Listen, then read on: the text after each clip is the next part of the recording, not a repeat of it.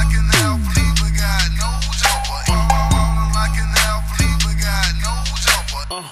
No Jumper, coolest podcast in the world. And today, unbelievably, we have one of the biggest icons in the history of hip-hop music, Master P, in the fucking studio. How you doing, P? Oh, man, I'm good. So, I'm good. For people who don't know, this is basically a party that we're doing with our boys over here at WCSP to celebrate the launch of your new album, Intelligent Hoodlum. Yeah. And so, this is what, your 14th, 15th album? 15. So tell me a little bit about it. Well, you know, being able to be around this long and to have that staying power and have music that this generation could still feel and love, it's just a blessing. And to be able to do this and be here with my family, you know, my son Rome, my daughter Symphonique. I mean, this is some of the biggest talent in the world right here in this room. So is it, at this point, it's a lot about using like your name to help like bring the people under you around as well? I mean, that is definitely about that, but it's also just about doing good music. I mean, me and Romeo came together on this project, and we made a bunch of great songs, a bunch of big records. And, I mean, to be able to do that with me and him, Crazy, my brother Silk on the project, Jeremiah. I mean, it's just, you know, Black and Mild on the beats. It's just big. Right. It's just big because it's that New Orleans combo that just, you know, we did our thing. And to be the first father and son of hip-hop to do this and to be able to be here with my daughter is like father, son, daughter, and hip-hop together. This is definitely history. Yeah. So it's still like really important because you were sort of like a family record label from the very beginning, right? Yeah. And a lot of people don't know that you actually got your start. I think it's so interesting you got your start from the record store business. Yeah, learning the retail side. Because that's like a very like, it's a hard work business. It's got relatively small margins. It's not like the fantasy that a lot of rap kids have about what their life is going to be like. Like you learn the actual hard work aspect of the music business. And I think it kept me humble. It kept me really humble, like, because, you know, most people get into this game, think they're going to make millions of dollars. I know what real hard work, you know, was. Yeah, that's why this thing called the Intelligent Hoodlum. Oh, yeah. This man, he literally from the streets, but like he's one of the most intellect individuals out there. Right. You know, so you can't be afraid to grow up. I think people are afraid to grow up, and with me, even though I come from the streets, I'm not afraid to change my life and do what I need to do for my family and my kids, and that's why I'm free and that's why I'm still alive, because I decided to do the right thing. And not only it's easy to do the wrong thing. Right. The most hardest thing when you come from the ghetto is doing the right thing and bettering yourself. I tell people all the time, it's a mindset.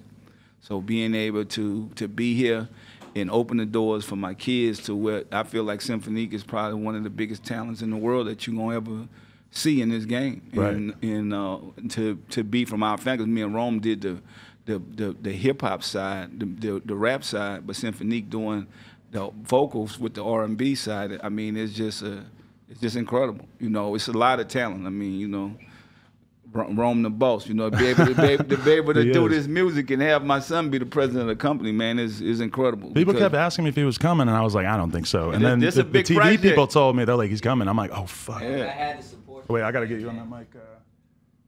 Sorry.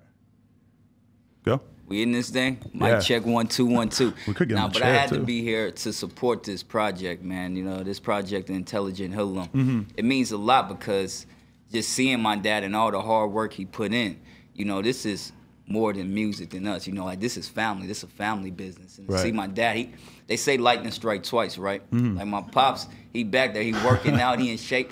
Look, Pop's talking about coaching a damn team. I think he could play for a team right now. This man did the 90-day challenge. You know, crazy he's on been Instagram. Motivated. The cardio is nonstop. Yeah, and the best thing, people don't know, your health is wealth. And that shows in this project. Like I felt like my dad got his win back to where he's showing people why he is Master P, why he did what he did at first. And I'm just I'm proud of this project. That's why I snuck on about 4 of them things. I was in the studio. I was like, look, I need to hop on that. But thing is that ever a hard discussion to have? Because, you know, in the rap game, it's like dudes get left off of songs all the time. They do a verse, the song comes out, they're removed. It must be different with the father-son dynamic. You know, we got to get him a chair, right? Yeah, you always, look, it's all good. You know, we good. Chris, get a chair. You know, I mean, get him a chair. I feel like right here you see superheroes. Batman, Robin, Catwoman. We ready. We I ready need to take be over Iron the Man world. or something, Pop. Okay, Let me be Iron Man. but we gotta be on the same team. So that was We the the same. Avengers though. We could be, you know. Okay, I will be the Avengers, The but Avengers. I just was good with Catwoman. I bet you was, Nick. Catwoman's fire. All right, what about Wonder Woman though? She's a big one too. Exactly. We got Wonder Woman. We got Batman. And can you get up in the mic a little bit more? Sorry. Yeah, but I mean, Romeo, you come from like a different struggle though, because don't you feel like people expected you to not perform in a commercial sense, in an artistic sense, because they just kind of assumed that your dad was giving you a shot, and then you kind of blew those expectations out of the water, right? Yeah, that's the thing. Thing with life, everybody got expectations, right? And people always gonna say, well, you didn't have to go through this, you had to go through that. But I wasn't dealt the same cards my pops was dealt. So we went through different struggles, but at the same time, it was the same struggle. Even with me coming out, a lot of people don't realize when your pops are your mom and they make it already big, that's actually worse for the kid. Because Those are that the don't mean kids you gonna always hear about getting addicted to drugs Yeah. and losing it. And, you lose it because you got to realize you get this life without putting in the work, really. So that doesn't mean you're going to just be successful because your parents is. And that's the thing what I learned from my pops. I always had a good balance, though, because when we made it, people don't realize that my pops start making money and start becoming successful, but we still from the streets. My cousins don't change just because we making 50 Right. million, 100 million, 200 million. It's like my family's still from the streets. You're more at risk. Exactly. So it's like I was still with my fam. My favorite cousin, you know, Carlos Daniels, locked up right now. Been locked up for over 10 years. 1 year younger than me. You know, that was my right-hand man. But that's who grew up with me. You know, my cousin's Tank, you know, D. Hogan, everybody from where we from. Like, I grew up with dudes that was from the street, but I think I just had that balance to where I always appreciated it. And that's what made me work harder, because when I saw my cousin Lance die in a car crash when I was 8 years old, then my cousin Fred Connor, he got beat up for his jewelry by like 10 plus dudes, you know, at the age of 13, that make you appreciate life. Really? So like when I was little Romeo, that's why I was like, Pops, I need to be successful now. I want to go out and do this, because like I always thought, what if I was next? You know? Do you think that entrepreneurial spirit is kind of genetic in a way? Do you feel that he just has that as part of his personality the same way? I think you were born with it, right? To a certain extent. I think I was born with it. I think he have it, but it's also, if you look at other relatives, we got other relatives that choose to do something else, choose to go outside the family, choose their friends over their family, and you wonder why they're in the situations they're in, because everybody is born with something, but you gotta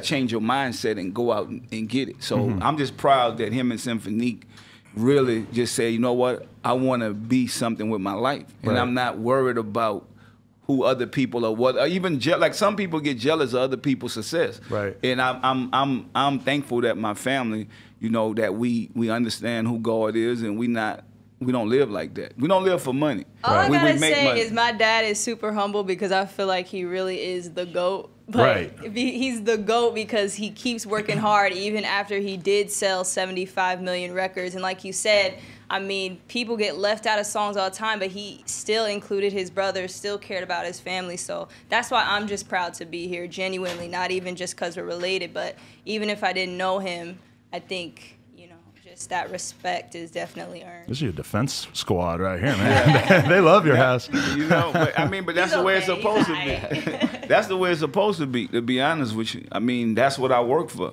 That's what I sacrificed. This is what I changed my life. Like, a lot of people are dead or in prison because they couldn't change. They didn't love their family enough.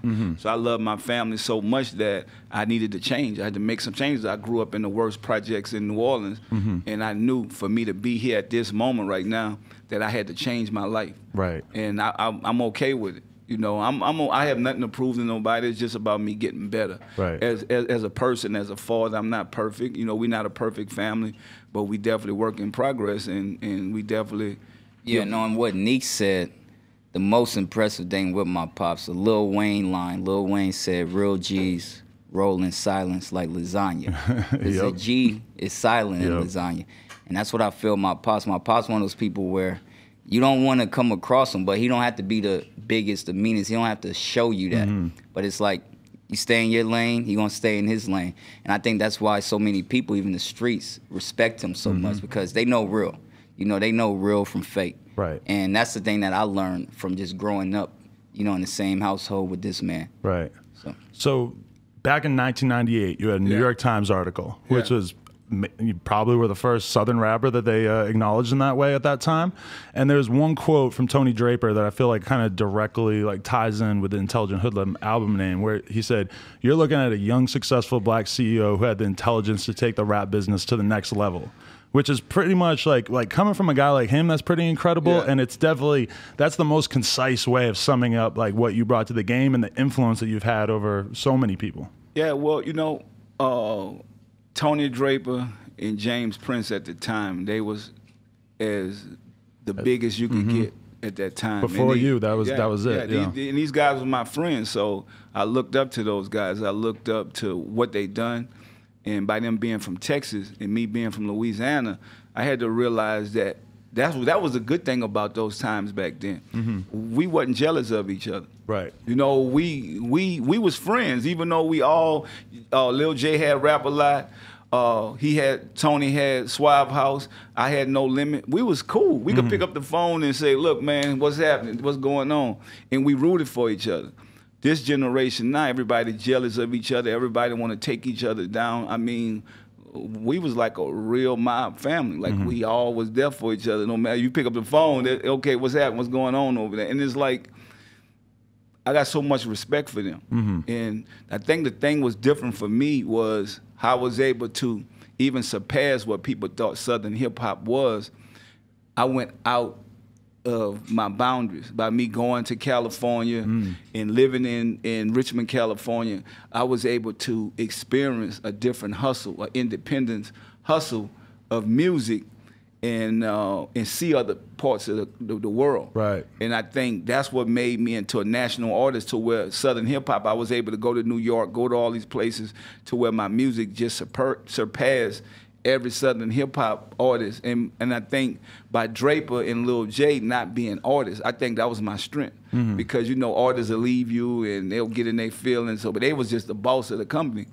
By me being a boss of the company and one of the biggest artists on the label, you know, I had no time to be negative. I was everywhere I needed to go at. Nobody had to tell me what to do because this was my company. Right. And I wanted to be there. And so that independence drove me to being able to come from the projects and make Forbes, and then get my mind, because it's a mindset change you have to have too. Because most people want to be the toughest guys in the world, like Rome said. My thing, I was on the streets, I survived the streets, and then I wanted to get better. So I wanted to be a better person. I didn't want to. So like on this Intelligent Hoodlum album, I got a song called "I Ain't Going Back." I love my hood. I represent it. I'm going back to give to the kids. I'm going back to do my part. But I'm not going back to live. You see most athletes that make it, when things ain't going right no more, they end up back in the same neighborhoods where they grew up in, because that's all they know. Right. So I want kids to think outside of that box. You know, this project we just went in, we want to be able to motivate the next generation. So we had to think big back then. I had to think about what I named myself. I named myself Master P because I wanted to master this game. Was that was your line of thinking even at the time? At the time. Okay. At the time I'm the first hip-hop artist to turn down $1 million. Y'all don't know. They had an angel that came talk to this man and told him his future. That's why he named himself Master P. You really he feel named it? his Is label this No real? Limit. That's all. Or is that a metaphor? Must have, 'cause I don't know how you name yourself Master. Then you name your label No Limit. Well, there's a lot of broke-ass dudes in the hood named Master probably that we don't know about. Now, but you know what? People don't realize you are what you speak. So imagine if I'd have named myself Gangster P or Dope Boy P or whatever. Like, I mean, come on. Like, for me, I don't need to be the toughest guy in the world. I just need to stand up when I need to stand up. That's what real people are. It's like, because I don't disrespect people. So to get respect, you have to respect other people. And I think that, you know, my grandfather taught me that as a young kid. He said, if you want respect, you have to give it. Right. And so me growing up, and I understand what poverty really is, and not having something. I mean, I never had a bed till I was 18. I lived in a 3-bedroom project, not apartment, with my grandparents, and they had 12 kids, and me and my brother made 14. Wow. So I slept on the floor most of my life till I so was that 18. gives you a completely different But I perspective on wasn't what you have mad now. about it though. It made me better. It made me appreciate things. It made me say, you know what? I got to go out and get something now. I'm not gonna sit around, and when people see you know, this No Limit Army, and they see this, they see this, they understand what this is. I need one of those. That thing is crazy. You know what I'm saying? You can stop traffic with that thing, man. They know what it is, man. This is the No Limit Army, and we've been through so much, you know, to get here. But there's a lot of changes you have to make if you want to make it in corporate America too. Right. So some people just want to be the toughest guy on the streets. It's not, life is not about that. But you seem like you kind of, because I'm sure there was or even right now, but I'm sure you could definitely take care of yourself. You've got the people around you could take care of everything. But you seemed like for a long time you've sort of not wanted to make it cool to be that guy who's walking around looking for problems. Nah, that never was me. I've always been a hustler.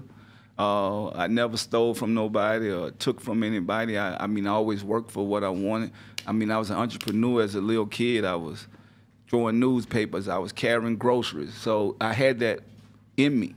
And the newspaper thing, that was my first job too. Yeah. It teaches you a lot of character getting up 4:30 in the morning. You know what? You got to get up and do what you got to do. The hour and a half with a big strap on your shoulder. Oh, that was brutal. Hey, can I show you something that one of the people at the party asked me to show you? Yeah.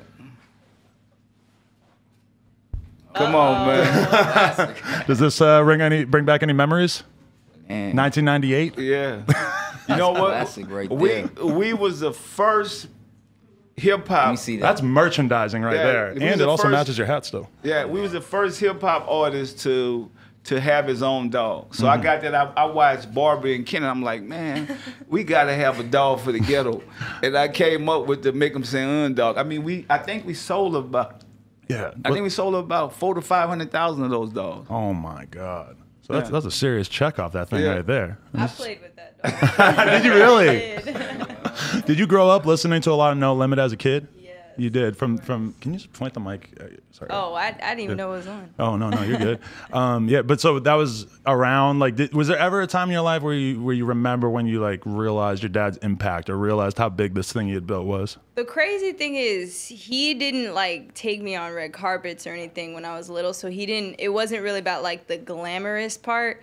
It was more like I just seen the respect that everybody had for him. I was like, dang, does everybody know my dad? Like when I was a kid, that's more what it was like. But I was like, whatever he's doing, they all are like, oh yes, like we appreciate you. But the biggest thing I always seen was he was always giving back. Like that's something I want to pass down to my family one day. Like he would just always take us to these free basketball camps where he would talk to all the kids. You know, give them free stuff, just reach out. I mean, even not just in New Orleans, but Memphis, Kentucky, wherever. So that's just what I seen was that, you know, he was constantly giving back. It must have been when you saw how people act towards other people's dads that you realized like, oh, like, there's something something's special up. about how mine's regarded. Yeah.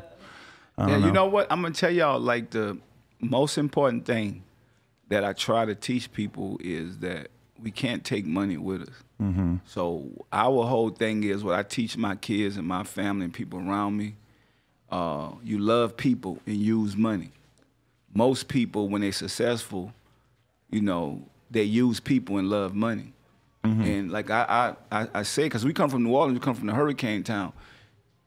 The hurricane might come and wash it away. You got to start over tomorrow. So we're not afraid to start over. And I think that's what life is about, not being afraid to start over. Has there been a lot of times in your career where you've never been broke, but where you felt like you were starting over in the sense that you had to sort of rebuild your career? Man, I done did backflips a couple times. I know, yeah. You know what I'm saying? But that's what successful business people do. It's nothing. It's like, you know what? I'm like instant grits. Just add water. We're going to get some money some kind of way. So you could take it, whatever. We're going to come back. We don't matter. Plus, your heart got to be pure. When you believe in that man up above, they say he would never leave you or forsake you. And when you're doing right, it's going to come back to you. And that's what I look at. I'm a giver. So I'll give you my last. But the thing about it is if you righteous, I mean, it's going to come back. It's going to come back 20 different ways. Yeah. You know? So that's why I got all these stars right here. You know what I'm saying? Yeah. I ain't really got to work. I can let these stars just go shine. But I mean, this is something I love. I love the music.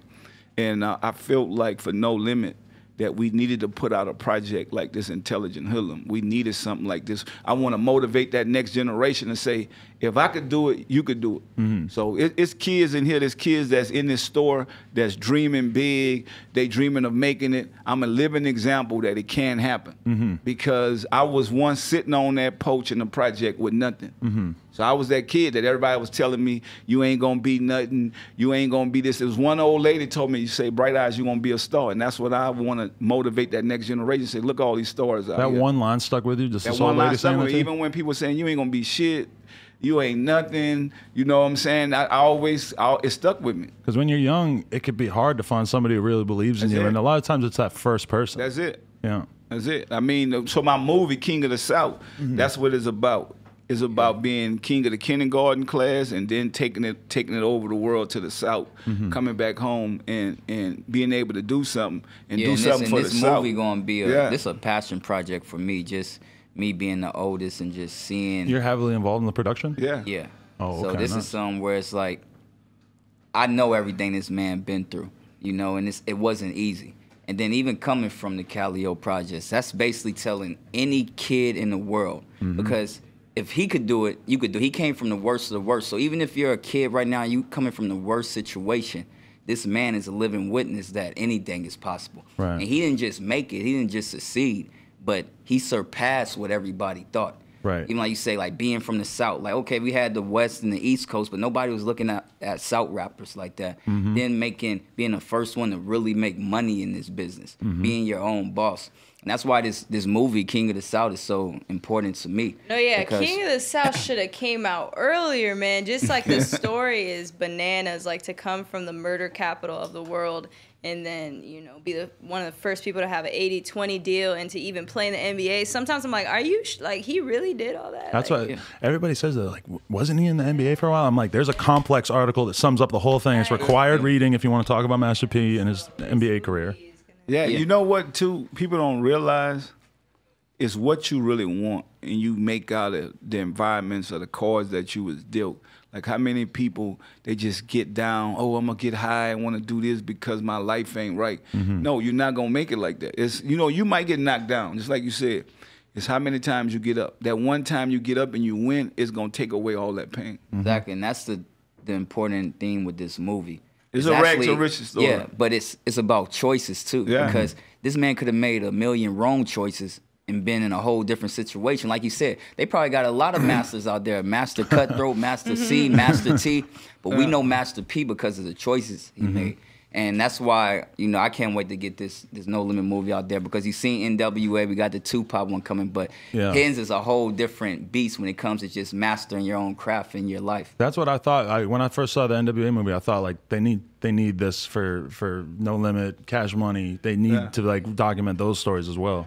Yeah. Exactly. What do you think of the Straight Outta Compton movie? I think it was incredible. To be honest with you, it was an incredible movie. And so when you talk about the culture and talk about the blessing for me to be here, to be able to make this movie and we still alive to produce this. That's the thing. With everything that we've been through, most rappers don't get opportunity to do that or even see this. This is definitely history. How conscious of NWA were you, like in the beginning of No Limit and everything? Because you were a guy who was always never scared to throw political content in with the tales about the street. And like when you think about political hip hop, a lot of times they're one of the first ones people think of. But oh no, you think of them and you also think of Luke. You know, Luke Skywalker. For me, being from the South, he went up against a lot of that stuff too. And I think the difference with my story, why I'm the king of the South, because a lot of other great guys came before me, but I'm the first hip-hop artist to get an 80-20 distribution deal. And that's when people start looking at us different, because I did cribs, I showed them the gold ceilings, I did all those things, because people thought Southern artists, we was riding on cows and horses and stuff. But no, for real, back then, that's what people thought. right. And It's hard for people to remember, like before everybody, nobody knew what to think of the South. Nah, because think about it. I mean, the Ghetto Boys was as great as you could get in the South. So I looked up to them.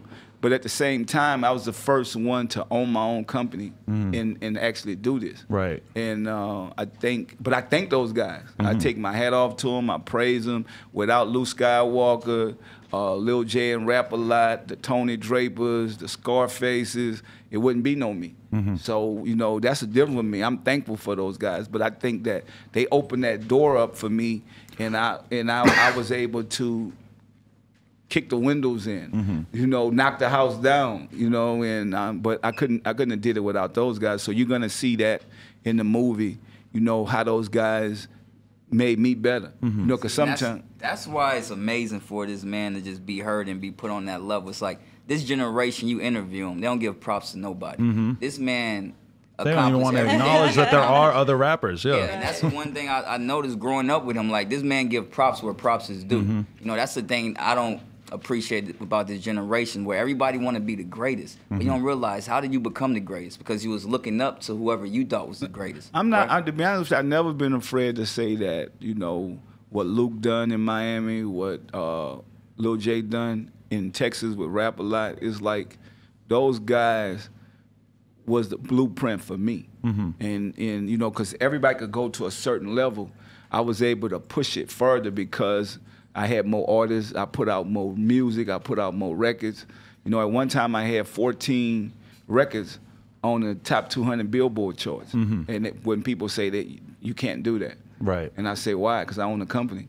You know, I can do whatever I want to do. You know, I mean, I was able to put a doll out when nobody said it won't work. I was the first hip-hop artist to put out an independent film with a soundtrack. And I own it 100%, which was I'm About It. Yeah, which was unheard of at the time. Yeah, I mean, that ended up selling 1 million and some units. And you were only really able to do that because you were so authentically, I think this was in that New York Times article, you were so authentically that person, you were so your own fan base, that it didn't feel like there was any risk. You knew that this was something people wanted because you were, in a lot of ways, the customer. Yeah, I mean, I seen it already. So retail, owning a retail store, it let me know what I was doing. And I was able to create that and make it happen. So I'm just thankful, man. I'm thankful, I'm blessed, and you know, we're not done yet. We get better with time, man. We still going. Can I just hit you with one memory that stands out to me, like when I first became conscious of No Limit? Yeah. I'm 13 in my mom's living room, and the Make 'Em Say On video comes on, and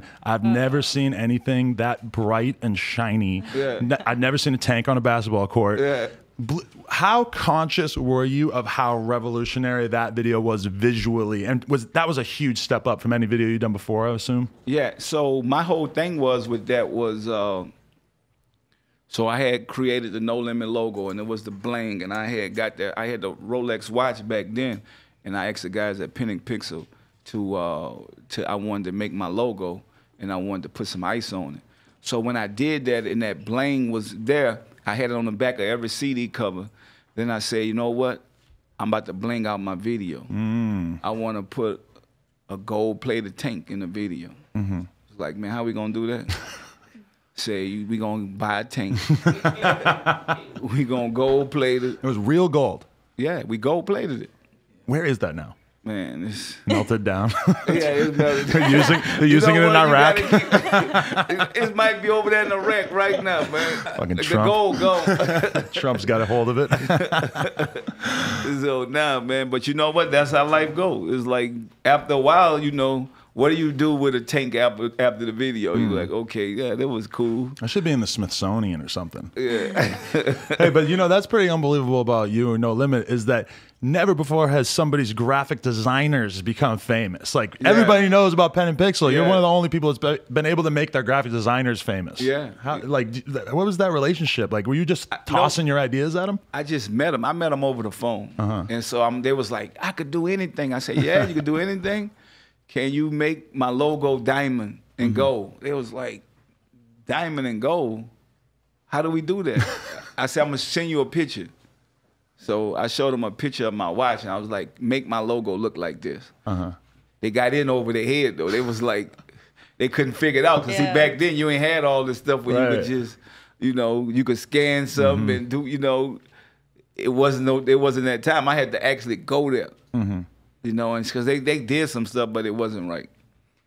So, But then over time, it just sort of like transformed into like, okay, you have one album cover, and then by the end of it, you had gone so far off the deep end in terms of just the craziest visuals ever. That's still like, I'm not even sure how aware you are of the fact that so many rappers in the underground and everything still rip off that aesthetic constantly. It's still so in fashion.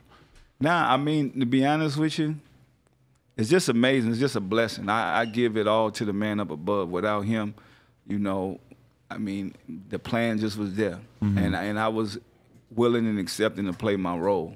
So there's a lot of smart people out here. You know, I went to college. That don't mean nothing, but just being blessed. I feel like being blessed and doing the right thing. And he opened up other doors when I started changing my life and doing the right thing, and started tithing and giving money back, and my life started getting on the right track. And you know, even when it come down to family members that don't want to do right, jealous, angry, or bitter, you know, you just got to keep on moving forward. And I think that's basically what my life is about. It's like, you know what? Don't dwell on the past. Just keep moving forward. Keep getting better. Yeah, keep getting better. And even now, like something like you with the body transformation challenge on Instagram, it's like, it's so cool. Like to still be at that point where you still want to be improving yourself. I mean, it's not like you have anything to prove. You were in the friggin' NBA. Yeah. You know, you don't have anything to prove, but you still want to just be a better person, right? Yeah, well, you know, to be honest with you, people don't realize health is wealth. When I start realizing that, I'm start thinking like, what's the use of having money and you don't have health? You know, the guy who owned World Star, he was 375 pounds. Yeah. You know, Q was a good dude. But his health had got so big to where it was like, it was scary because you know him. I'm on the phone talking to this guy. Matter of fact, I had just talked to him the day before. Really? And talking about putting my project, doing all this stuff. And it's like, then you call back, it's like, you don't get no answer. You know, you don't know this man is not here. So sad. And it's like, but imagine, you know, you getting in the gym and just working for 30 minutes a day. And I'm like, man, I got to at least do that for myself. You know, if I want to be around, I want to be here for my family and my kids. And you know, I got to take care of myself. Do you go through periods where you just start eating like shit, though? Eating ice cream? No, and you know what? Hey, P, tell him the truth. You know, you looked at me, P. Hey, P, you looked at me, P, and you said, damn, I need to look back like this dog, P. That's a pretty good-looking guy right there. I know, P, look at me, P. Tell him the truth. Yeah, tell him why you did that challenge. That's what I did right there for that dog right there. I said, man, I had to get back in there. Man. But no, I had got so big, people don't realize I was wearing a 4X shirt. Now I'm down to extra large. I was wearing Wait, hold on, extra large? Yeah. You had the XL? Yeah. You guys be swapping clothes, huh? Yeah. Look in the back of that. Hold on, let me Look check. in the That back was of a that. 90 day. Look in the back of that. Hell, this man. Wait, this a. Oh, I'm done. I ain't wearing XL. 6'4" with an XL. Yeah. Okay. Man, I gotta hide my clothes now, sis. I was so Slim big, Jim. and then my pants, I was wearing a 44-inch waist pants. I'm like, damn. Yeah. Cause I come from the NBA, I was skinny my whole time. So got down to 38. I feel good. I got, you know, little stuff working on, but I feel good now because once you start, people don't realize the hardest thing is just when I first started that first week, I was like, man, I'm about to quit. This 90 days ain't about to happen. There's not a lot of fat old guys. You know what I'm saying? You know, like you losing 30, 40 pounds is like, you could be tacking 5, 10 years onto your life, realistically, you know? Yeah. Yeah, and it's important, man. It's like, take care of yourself. Not by, you know, even though people laugh, made jokes, that's cool. I get all that. But still, you could be like, I got money, I ain't tripping. You know what I'm saying? But I'm like, nah, I need to get myself together. I think that's cool. It brings people in. It shows them what you really got going on in your life, you know? People want that authenticity Yeah, but think about it. If I was doing something negative, it'd have been the biggest thing in the world. Oh, yeah. You know, to see somebody doing something positive, trying to get themselves together, it's like, it's sad that our people just don't get it. They're going to come up with something. Well, why you doing this? What you mean why I'm doing it? Yeah. I want to better myself. Something wrong with that? That's crazy. You know, I'm from the East Coast, and like I can't even put into words how iconic the moment was when you teamed up with the Diplomats for the Make 'Em Say video out there. Do you have any recollection of how that went down? Well, you know, Cam and Jim Jones, and you know, they hit me up for the About It Part 2 video, and I mean, we just showed up. We came in their hood. We came out there, and was like, let's do it. You know, I mean, it was love, and that, I mean, I think that's what it's about. you know, mixing this stuff up. We never been in the gangs. I never been a blood or crip, none. So I've always just been about my money. So I've been able to go wherever I wanted to go at. So just going into any hood. I mean, I love my people, going in there and doing songs and doing videos in the heart of New York. I mean, you got to be about your business. You got to be real. You gotta love your people. It just made so much sense too, because I think Cam and Jim were so obviously like influenced by you and what you had done. Because when you look at what they were doing in New York, it's really like they kind of took your blueprint and applied that to New York. I think that's the whole music game. Yeah. Oh yeah, like, that's what this generation don't know. You know, it's like, and that's why this movie is so important to me, because the whole music game took something from my pops. I don't care if you look from anybody. Well, the top stuff right now is like. Yeah, well, the thing about it is, I'm gonna tell y'all, the greatest thing was that there's so many talented people in the music business. So people say when you get in a business, find a problem. I watched from KRS-One to LL Cool J to all those guys, to Eric B. and Rakim. I mean, you had a lot of talent at that time. The one thing that I noticed was nobody was making no real money. And that's when I got in, I said, I got to be independent.